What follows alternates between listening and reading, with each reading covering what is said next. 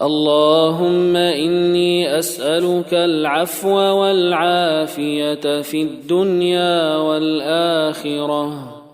اللهم إني أسألك العفو والعافية في ديني ودنياي وأهلي ومالي.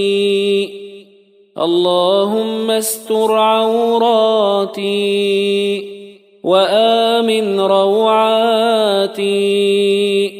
اللهم احفظني من بين يدي ومن خلفي وعن يميني وعن شمالي ومن فوقي، وأعوذ بعظمتك أن أغتال من تحتي.